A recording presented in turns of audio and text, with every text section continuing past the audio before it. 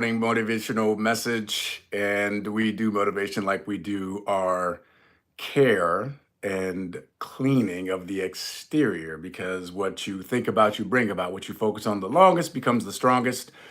And if you don't have personal hygiene, good personal hygiene, you eventually will begin to stink and funk up the rooms that you are occupying, most importantly, the room of your mind. So you want to keep your mind clean with empowering thoughts and daily consistent injections of good language, empowering, uplifting phrasing, powerful words, so that you can continue to fortify your mind, your spirit, and the actions that are following those.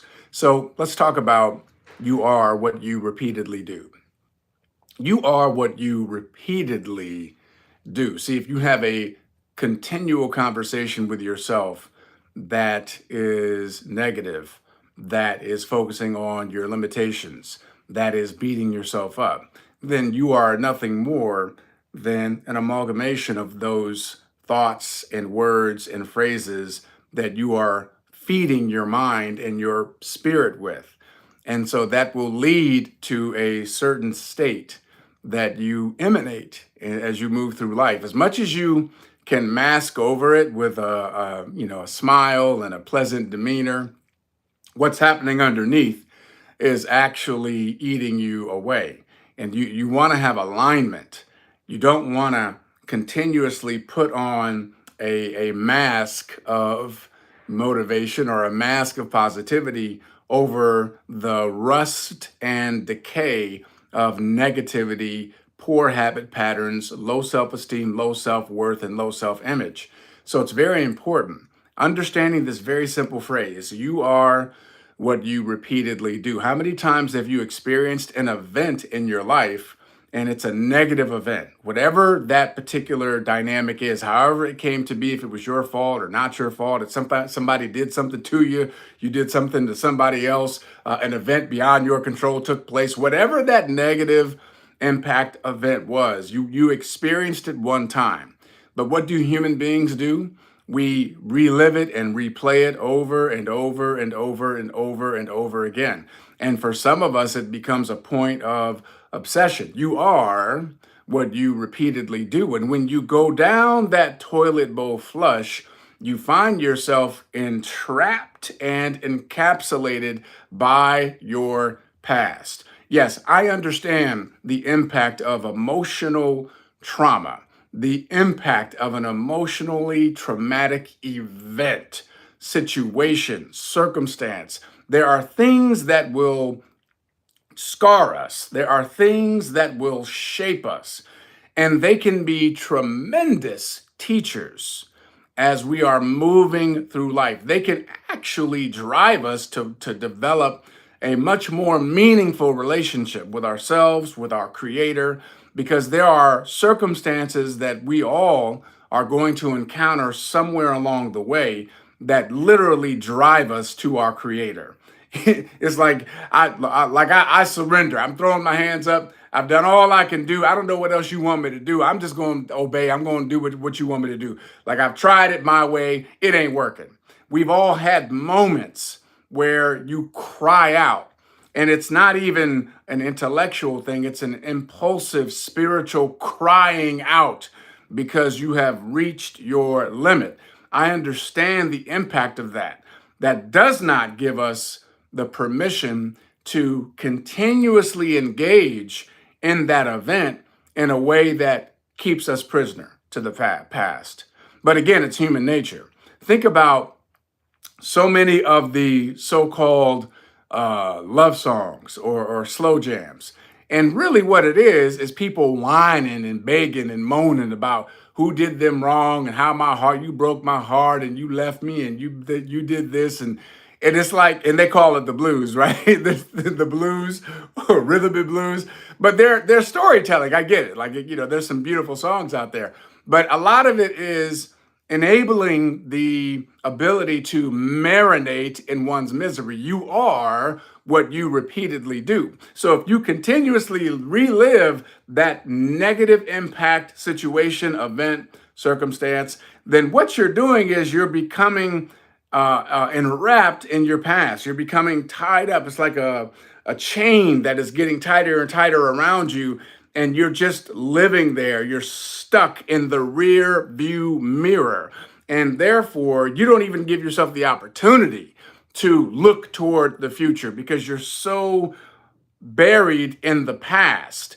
And this is why so many people they don't move forward. They don't make progress.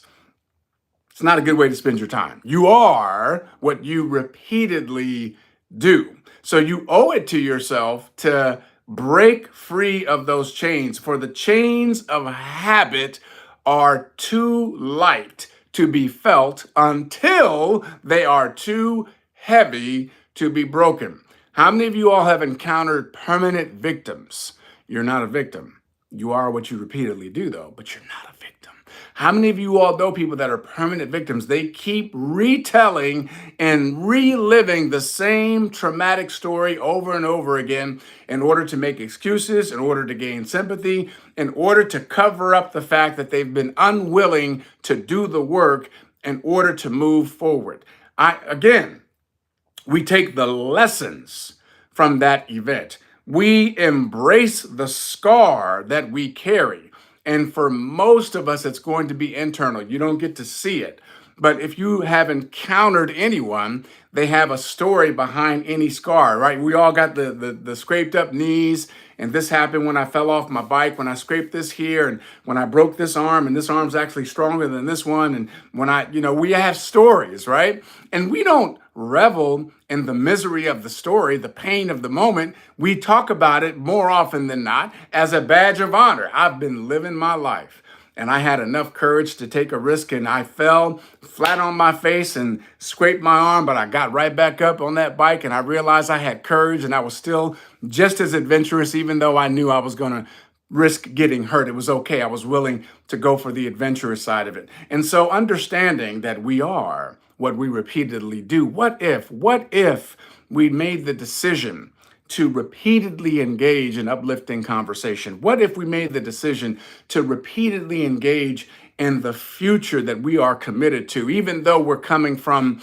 the darkness of some difficulties and trials and tribulations, the darkness of having to go through that valley in the Yosemite, the darkness of loss and heartbreak and betrayal and death and unexpected events beyond our control? What if we made the commitment to stay focused on a brighter future? What if we'd started to engage consistently in uplifting language and uplifting behavior? What if we decided that our future looks bright because of what we're doing today? For we are not prisoners to our past. We choose to allow the past to be an incredible teacher, not a torture. We know we are not defined by our current circumstances, no matter what they may be.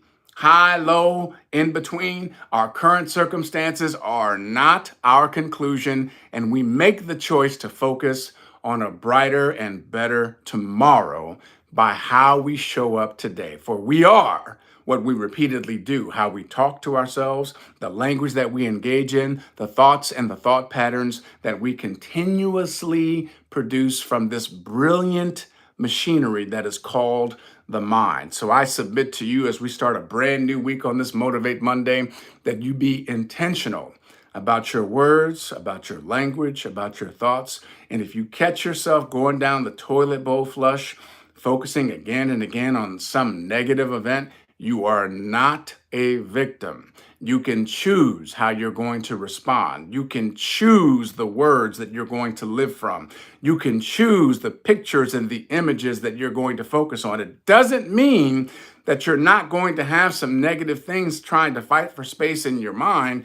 It just means that you have to realize that this thing is a fight, because life is a fight for territory. As soon as you stop fighting for what you want, what you don't want will automatically take over. So it is your duty, your responsibility, your obligation to be focused and intentional with where you're putting your energy. For where the energy for where the focus goes, the energy flows. And that is up to you.